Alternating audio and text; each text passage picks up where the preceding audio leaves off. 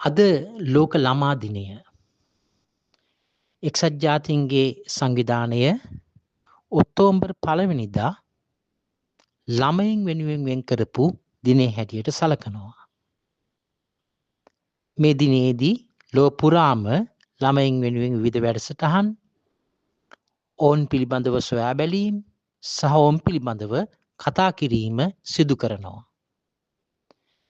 ඒත් අපි වසරේ එක දවසක් පමණක් ළමයින් වෙනුවෙන් කතා කරන්න, ඔවුන් පිළිබඳව හිතා බලන්න, ඔවුන් පිළිබඳව කටයුතු කරන්න වෙන් කිරීම ප්‍රමාණවත් වෙන්නේ නැහැ. අපි වසරේ දින 365ම දරුවන් ගැන කතා කරන්න ඕන. දරුවෝ ගැන හිතන්න ඕන. දරුවෝ ගැන හොයා බලන්න ඕන. දරුවන්ව සතුටින් තියන්න උත්සාහ කරන්න ඕන. ඔවුන්ට ළමා කාලය ලබා දෙන්න කටයුතු කරන්න ඕන. අපිට සමාජයට වැඩදායි සාර්ථක දරුවෙක් බිහි කරගන්න පුළුවන් වෙන්නේ ඒ තුලින් පමණයි. දරුවෙක් කියලා අපි කියන්නේ මව්කුස පිළිසිඳ ගැනීමේ සිට වසර 18ක් දක්වා වූ කාලයක් සම්පූර්ණ කරන පුද්ගලයෙක් අපි දරුවෙක් වශයෙන් හඳුනා ගන්නවා. ඉතින් මේ දරුවෝ කියන්නේ අපේ අනාගතය. දරුවෝ කියන්නේ අපේ ශක්තිය. දරුවෝ කියන්නේ මේ ලෝකේ ගොඩනගන කණ්ඩායම. අනාගතේ බාර ඔවුන්ට. ඔවුන් සාර්ථක පුරවැසියන් කිරීම වැඩිහිටි, දෙමාපිය, ගුරුවරු සහ සියලු ප්‍රජාවගෙන්ම වගකීමක් වෙනවා. ඉතින් අපි දරුවන්ගේ දිනේදී දරුවන්ගේ සතුට වෙනුවෙන්, දරුවන්ගේ යහපත වෙනුවෙන්, එවැගේම දරුවන්ගේ සාර්ථකත්වය වෙනුවෙන් ගොඩාක් දේවල් කතා කරනවා. මේ අවස්ථාවේදී මම කතා කරන්න කැමතියි අපි දරුවෙක් ගැන අවධානය යොමු කරන්න ඕන දරුවා මව්කුස පිළිසඳගත් දිනේ සිටම. එදා සිට දරුවා මෙලොවට බිහි වූ දවසේ සිටම අපි දරුවා පිළිබඳව අවධානයෙන් සිටිය යුතු වෙනවා. මේ අවධානය කියන එක දරුවෙකුට ලබා දෙන්න පුළුවන් ඊටාම වැදගත් දෙයක්. ඒ නිසා අපි හැම වෙලාවෙම දරුවාට අවධානය දීමට කටයුතු කරන්න ඕන. අපිට දරුවාව ආරක්ෂාකාරීව, සුරක්ෂිතව, යහපත් විදිහට ගොඩනගා ගැනීමට මේ අවධානය වැදගත් වෙනවා. බොහෝ දෙනෙක් මේ ගැන එච්චර හිතන්නේ නැති වුණාට අද ඉඳන් කල්පනා කරන්න ඔබේ දරුවාට ඔබේ අවධානය ලබා දෙන්න. ඊළඟට අපිට දරුවෙකුට ආදරය ලබා දීම ඉතා වැදගත් වෙනවා. මේ ආදරය කියන දේ හිතේ හංගාගෙන ඉන්න ඕන දෙයක් නෙමෙයි. අපි දරුවාට දැනෙන්න, හැඟෙන්න ආදරය කරන්න ඕන. එතකොට තමයි දරුවාට මේ ලෝකයේ පිළිබඳ හොඳ විශ්වාසයක් ඇති වෙන්නේ. එතකොට තමයි මේ දරුවා ලෝකේ දිහා සුබවාදීව බලන්නේ. සමාජයට ආදරය කරන දරුවෙක් බවට පත් වෙන්නේ. ඒ වගේම අපි දරුවාට හොඳ පෝෂ්‍යදායී ආහාර වේලක් ලබා දීමට නිරන්තරයෙන්ම වග බලා ගන්න ඕන. අද සමාජයේ බහුලව තියෙන සනික කෑම, ඒ වගේම රසකාරක යොදන ලද ආහාර, පැණිබීම වර්ග වෙනුවට ළමයින්ට පෝෂණයේ පිරිච්ච ආහාර වේලක් ලබා දීමට කටයුතු කළ යුතු වෙනවා.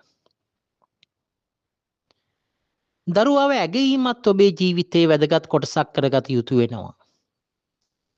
අපි දරුවන්ව අගය කිරීම කොතෙක් දුරට සමාජය තුළ සිදු කරනවාද කියන එක ප්‍රශ්නාර්ථයක්.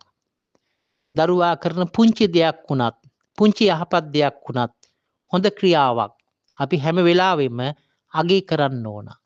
ඒ අගය කිරීම ඔහුගේ ආත්මාභිමානය වර්ධනය වීමට ඉතා වැදගත් වෙනවා. ඒ වගේම දරුවාට ඒක තුලින් ලැබෙන මානසික වශයෙන් ලැබෙන ප්‍රයෝජනේ ඉතා වැදගත් වෙනවා. ඒ නිසා දරුවන්ව අගය කරන්න පුරුදු වෙන්න. ඒක ජීවිතේට දරුවාගේ ගොඩාක් වැදගත් වෙනවා. අපි හැම වෙලාවෙම කල්පනා කරන්න ඕන හොඳ දරුවෙක් හදාගන්න නෙමෙයි. අපේ සමාජයට අවශ්‍ය වෙන්නේ සාර්ථක දරුවන්.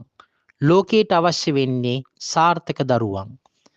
සාර්ථක දරුවෙක් කියලා කියන්නේ හැම වෙලාවෙම සාර්ථක දරුවෙක් කියලා කියන්නේ අලුත් විදිහට හිතන.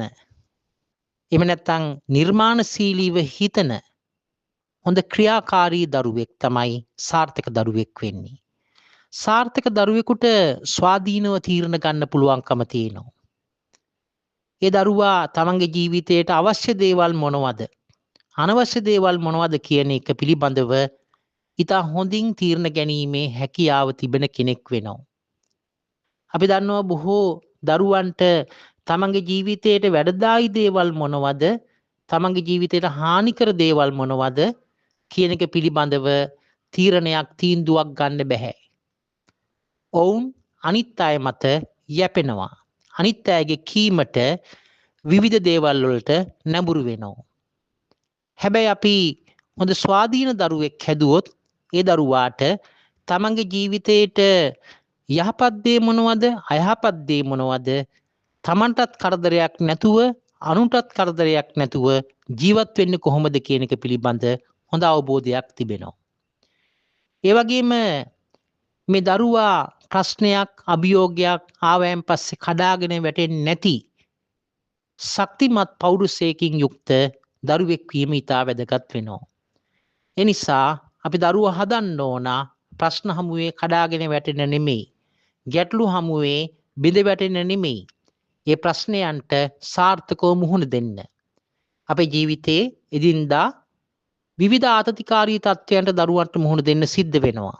ප්‍රේම සබඳතා බිඳ වැටීම්, ඒ වගේම අධ්‍යාපනයේ තිබෙන දැඩි තරංකාරීත්වය, ඊළඟට විභාගයෙන් බලාපොරොත්තු වෙච්ච ප්‍රතිඵලය නොලැබීම, ඒ වගේම විභාගයට සාර්ථකව මුහුණ දීමට නොහැකි වීම, ඒ වගේම සමහර වෙලාවට පරිසරය තුලින් අපිට ඇතිවන්නා වූ විවිධ ගැටලු හමුවේ දරුවෝ මානසිකව කඩාගෙන වැටෙනවා, බිඳ වැටෙනවා.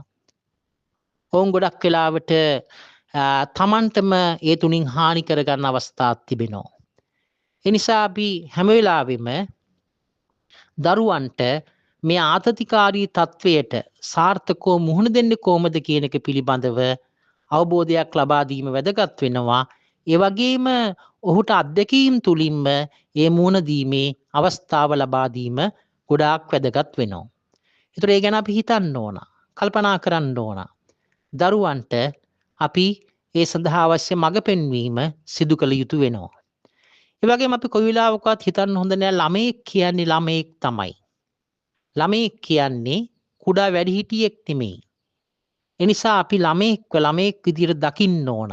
අපි ළමයෙක් විදියට පිළිගන්න ඕන. අපි ළමයෙකුට ළමයෙක් විදියට සලකන්න ඕන. අපි ළමයෙක් විදියට ගරු කරන්න ඕන. එතකොට ඒ දරුවා හොඳ සාර්ථක පෞරුෂයක් ගොඩනගා ගන්නවා. ඒ තුලින් තමයි අපිට සෞඛ්‍ය සම්පන්න විශේෂයෙන්ම මානසික සෞඛ්‍යයෙන්, ශාරීරික සෞඛ්‍යයෙන්, සමාජීය සෞඛ්‍යයෙන්, ආධ්‍යාත්මික සෞඛ්‍යයෙන් නිරෝගී දරු පරපුරක් සකස් කරගන්න පුළුවන් වෙන්නේ. ඉතින් ඒ නිසා මේ ලෝක ළමා දිනේ සමරන අද දවසේ අපි හැම කෙනාම අදිෂ්ඨාන කරගමු සතුටින් පිරුණු. ඒ වගේම ජීවිතේ යහපත් තීරණ ගන්න පුළුවන්, සමාජයට වැඩදායි සාර්ථක දරු පරපුරක් බිහි කර ගැනීමට කටයුතු කරමුයි කියන එක අදිෂ්ඨාන කරගන්න යෝජනා කරමින් මම නිහඬ වෙනවා.